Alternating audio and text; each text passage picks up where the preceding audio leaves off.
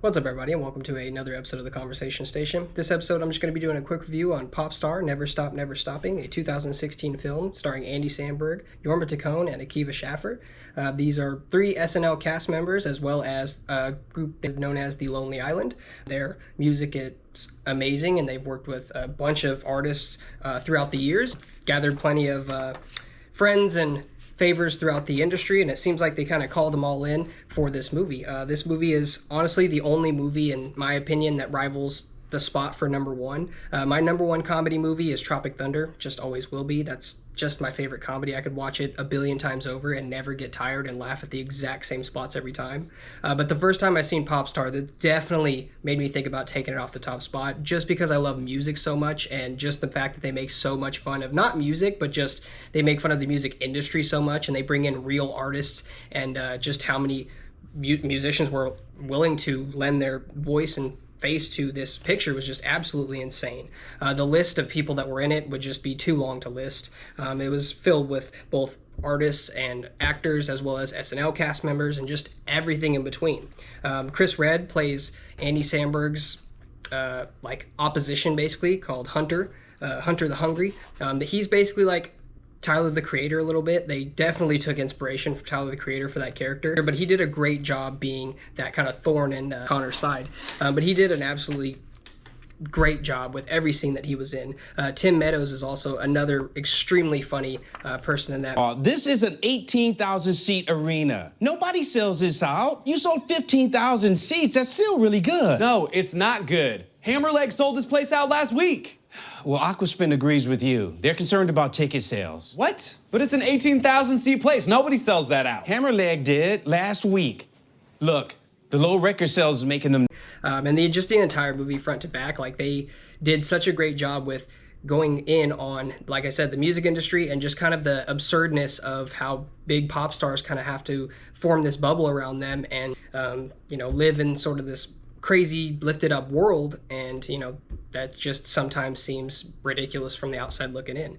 So they just did a great job at poking fun at that, and it's I guess it's a mockumentary. But honestly, every single member of the cast, even if they only got just a few minutes of screen time, really knocked it out of the park comedically. I feel like everybody just brought it. Even the small scenes where it was like a fake TMZ shoot, it was just extremely funny. Will Arnett did a great job, like making fun of Harvey. And then when he goes around and drinks out everybody's cups, like just ridiculous. I really love stupid stuff like that. And like that, I'm gonna add probably two clips from the movie. I wish I could add a bunch more, but I'm just gonna add a couple clips that I really enjoy. Holy shit, dude, where the fuck was your dick, dog? What happened out there? What happened to the trick? Connor, don't worry. Nobody saw anything. I wish they had seen something. Now there's 10,000 people that think I got no dick. Wait, you guys know I have a dick, right? Yes.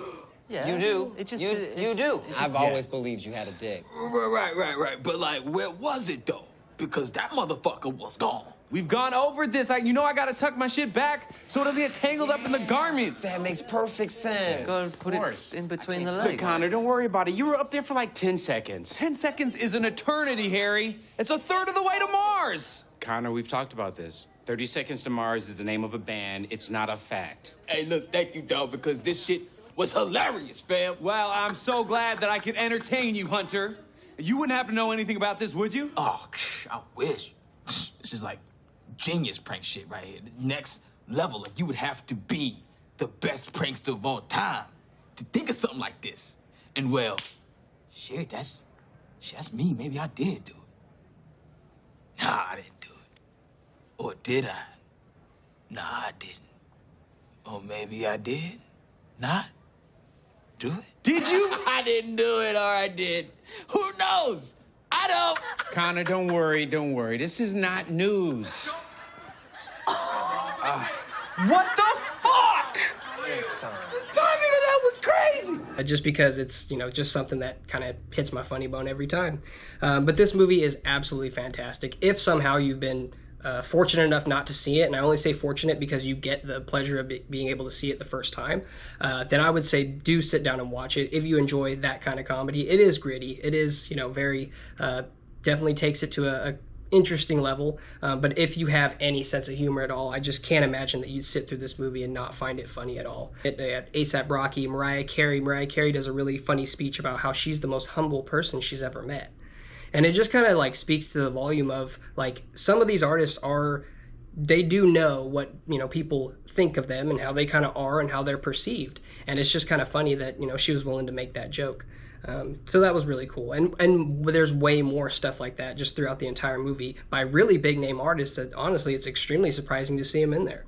But the movie is exciting and it's a lot of fun. Every time I watch it, you know, if I'm having like a bad day or I just need to laugh, like I really need to laugh, like that's one of those movies I can really put on and I know I'm gonna enjoy it by the time I get done. I appreciate any time you spent watching my videos. Thank you, and I hope to see you again.